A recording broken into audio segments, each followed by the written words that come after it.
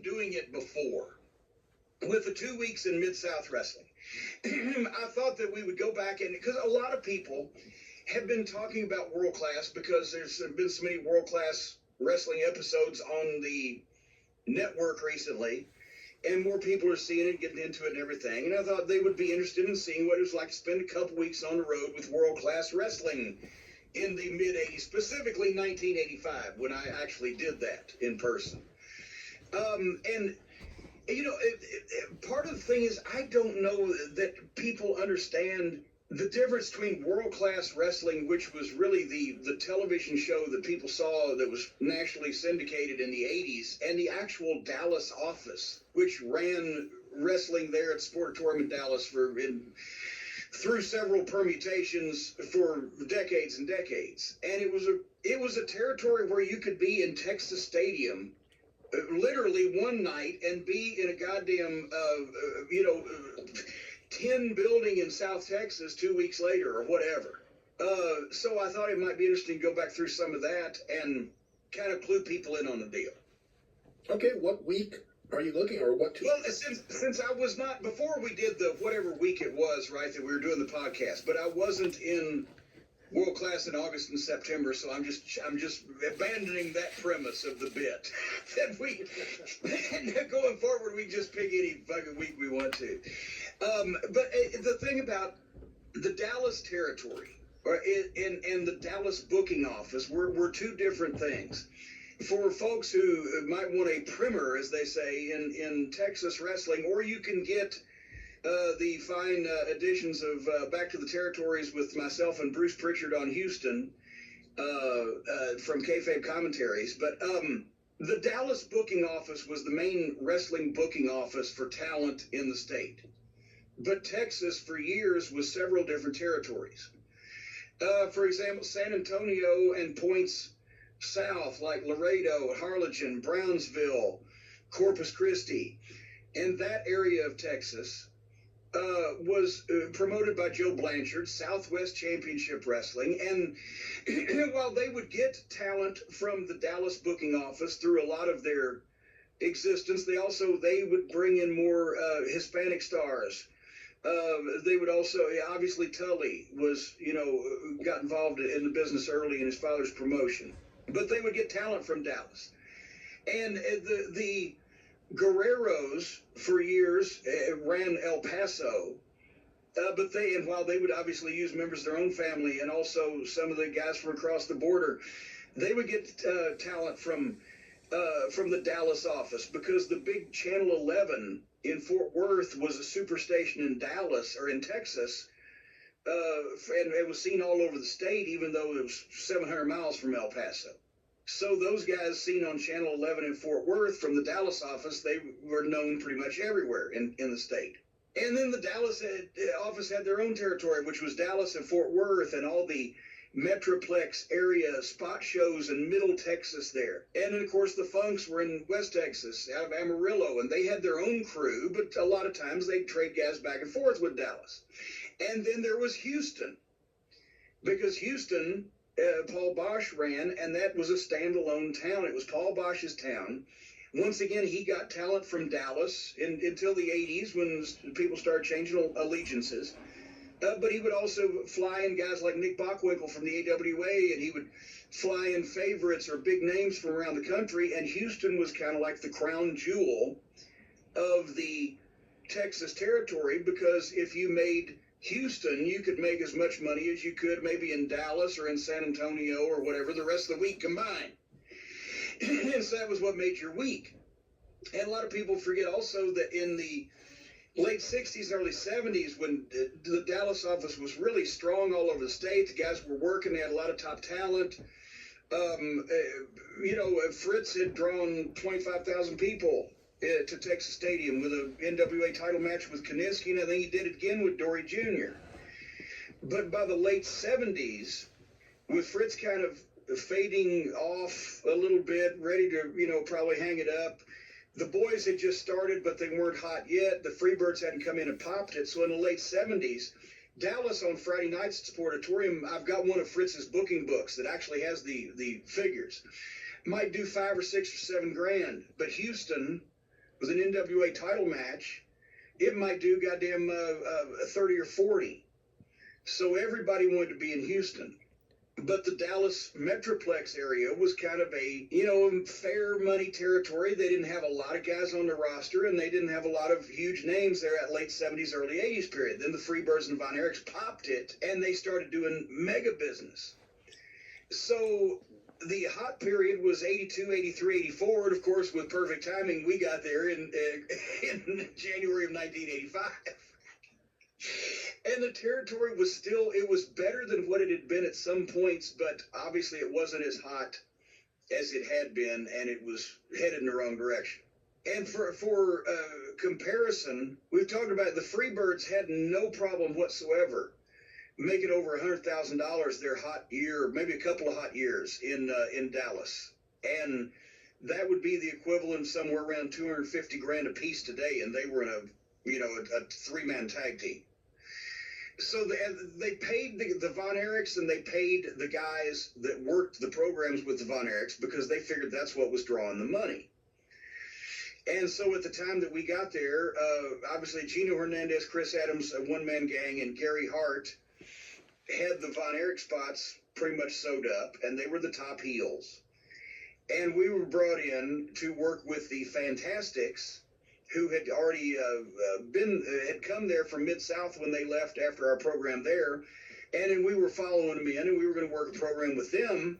And the theory was that Watts also wanted us there because they had a trade agreement with Fritz's office, and that way Watts could get us back for big shows in Oklahoma City and Tulsa or the Superdome or, whatever. And that was the carrot, because we knew we were going to a smaller money territory, but we would be, the thing that was selling it for us was we'd be available to come back and work Mid-South shows, which we did quite a bit in January and February. And one day in Oak City and Tulsa, we made as much as we made in the Dallas territory the rest of the week that day.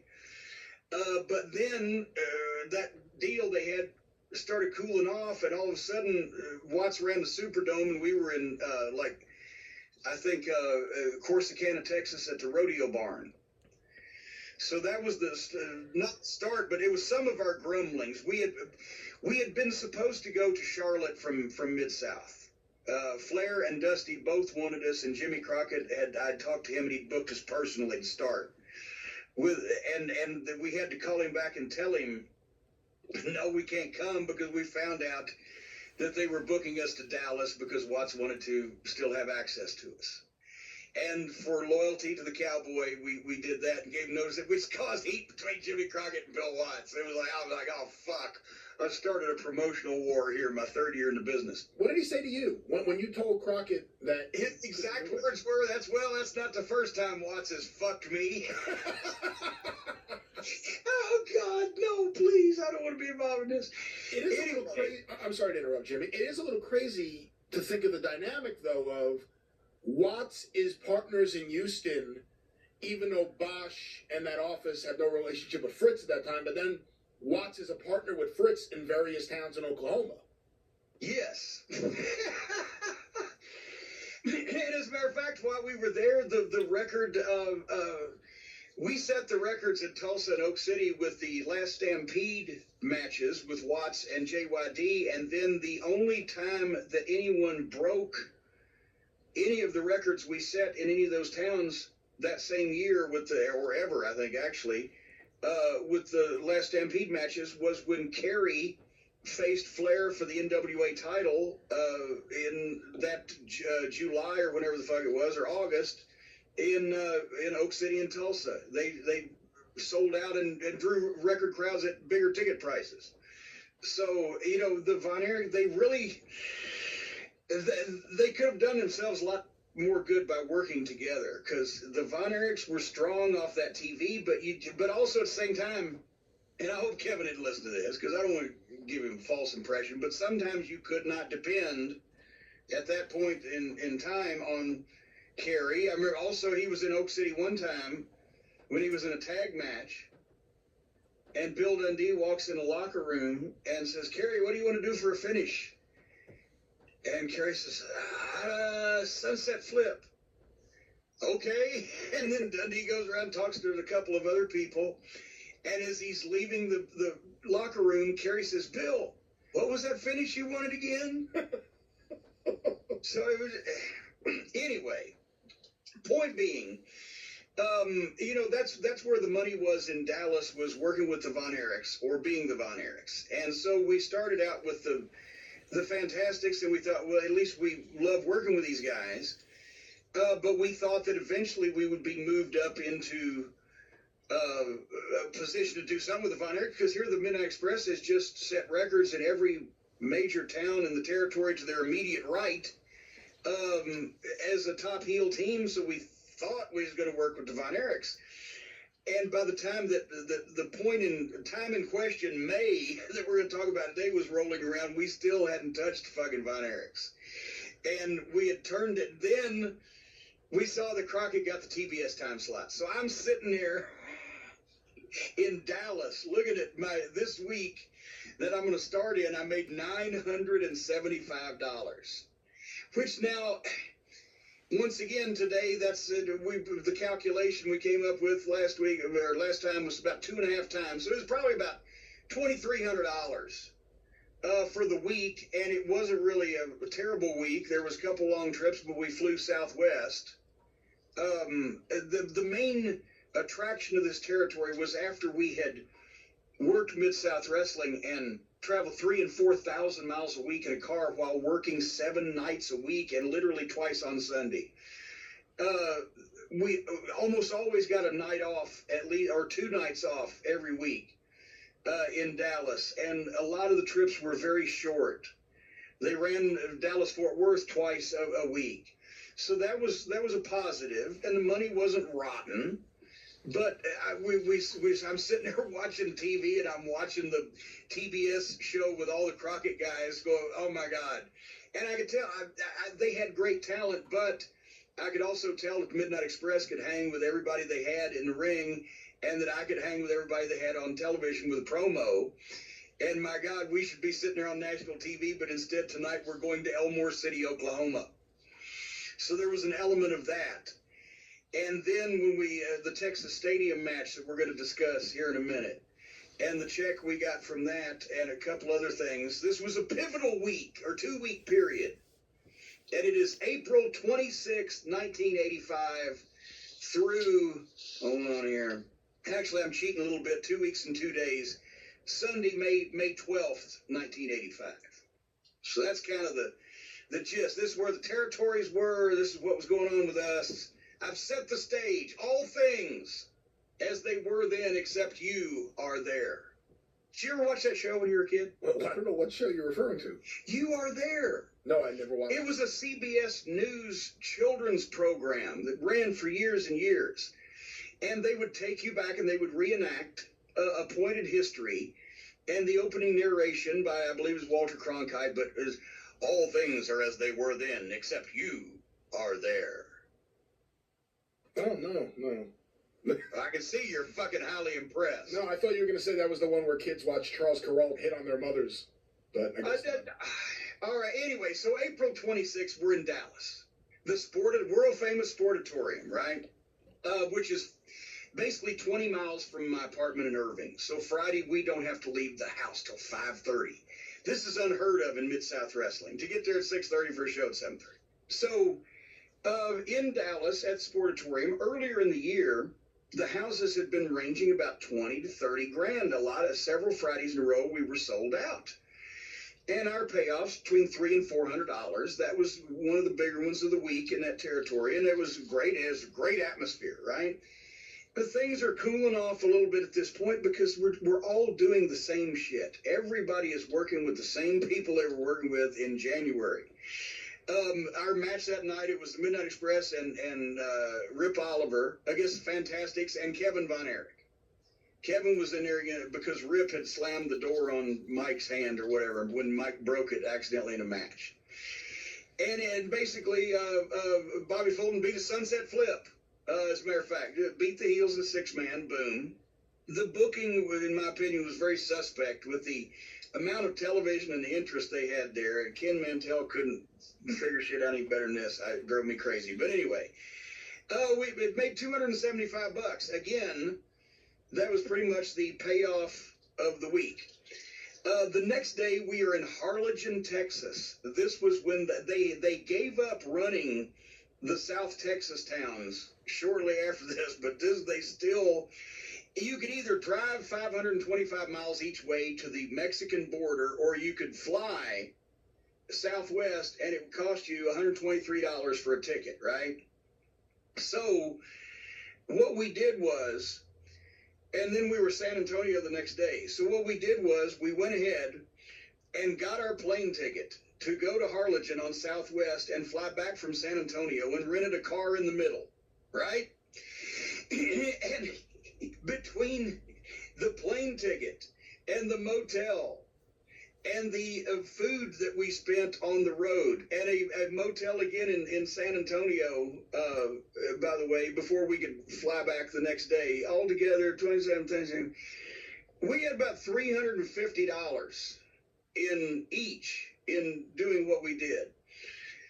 And in Harlingen, our payoff against the Fantastics in a tag team match against the Fantastics was $115 because there was almost nobody there. And in San Antonio, they had pretty much successfully run a lot of people off of that town because that house was $13,000, and our payoff against the Fantastics in a tag team title match was $100. So we went in the hole $130 for the weekend. Hey, let me ask you this, Jim, because I know this question came in several times from people after the last time you did the Weekend Mid-South. When you say our payoff was $100, are you referring to each guy got $100, or it was? Yeah, no, yes, each guy. Jesus Christ, no, not like the three of us. But I'm saying we each made the same. That's another thing they tried to do to me.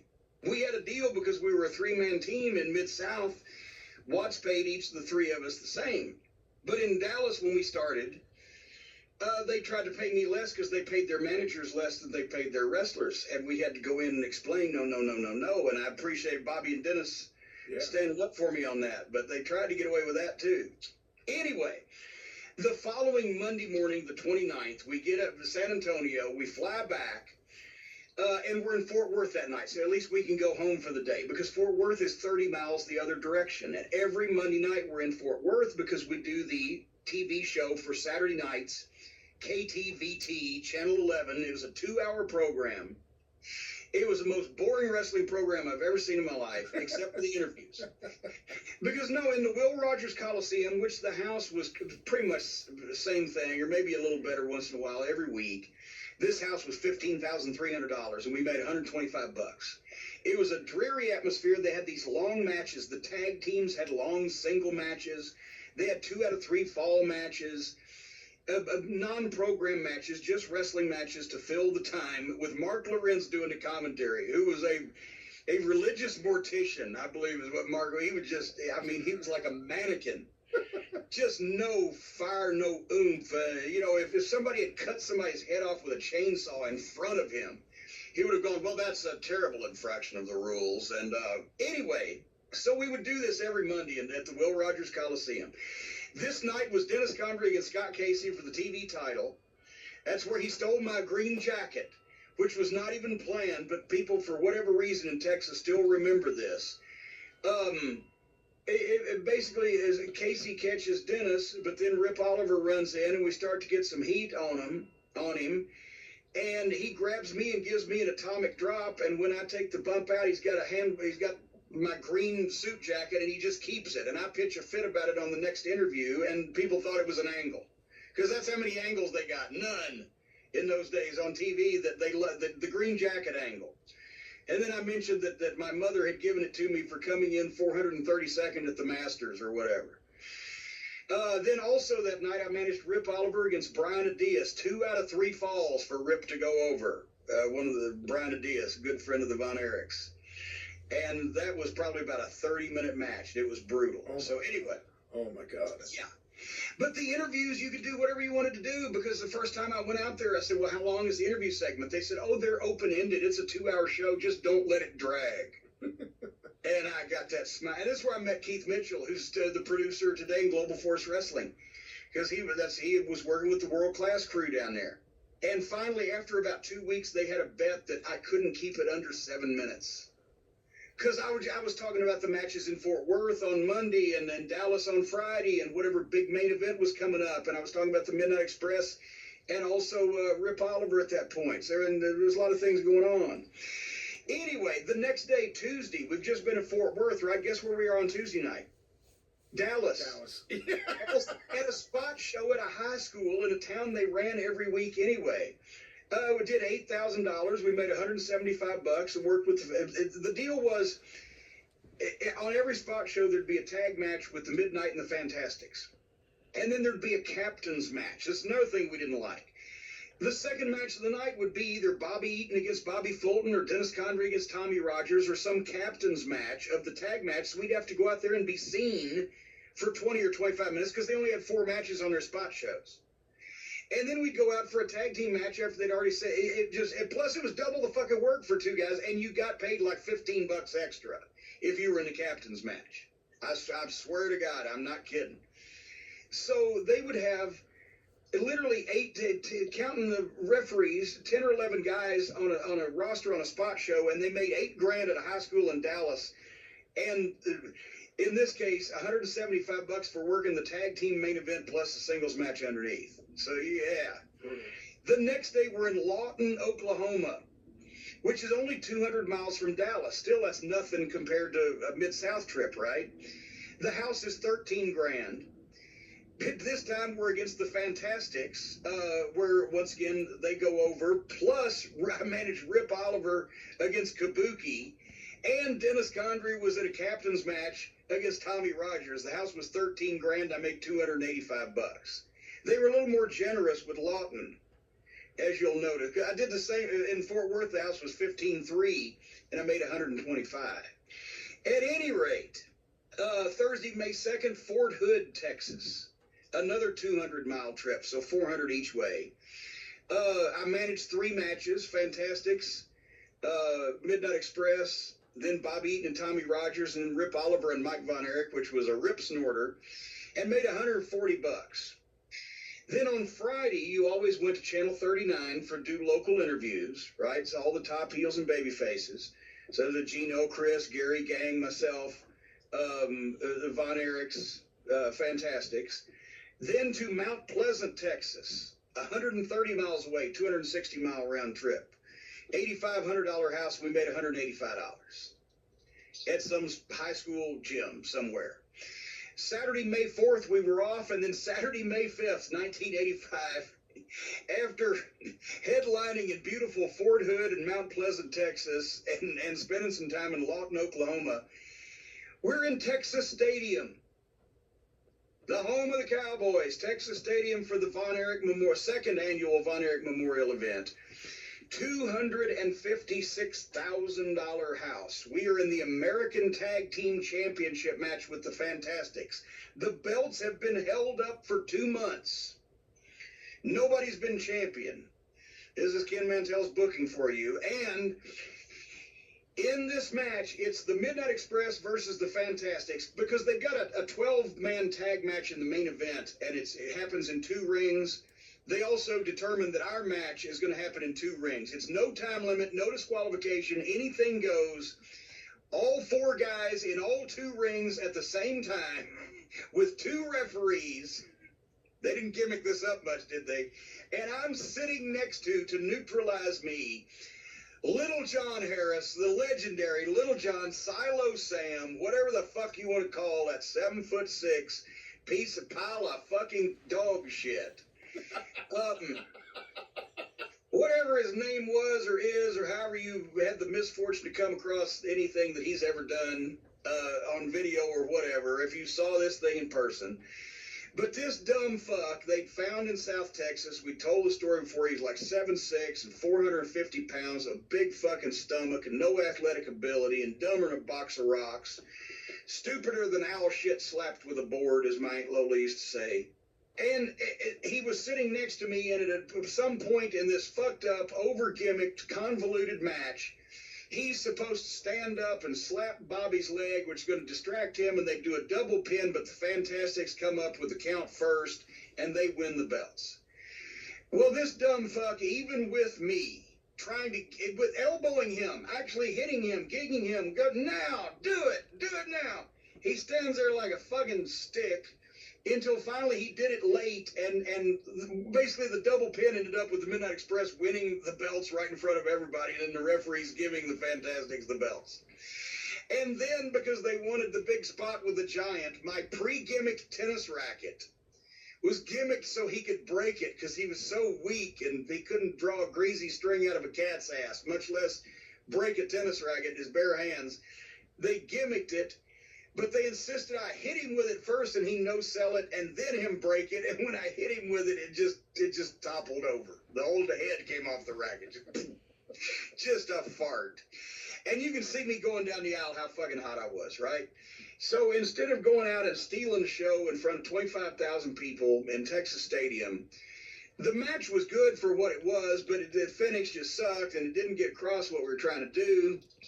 And then we get the payoff on a $250,000 house where we're in the tag team title match. Guess what we got paid? $400 each. Well, no, $1,150. Okay, well, there you go.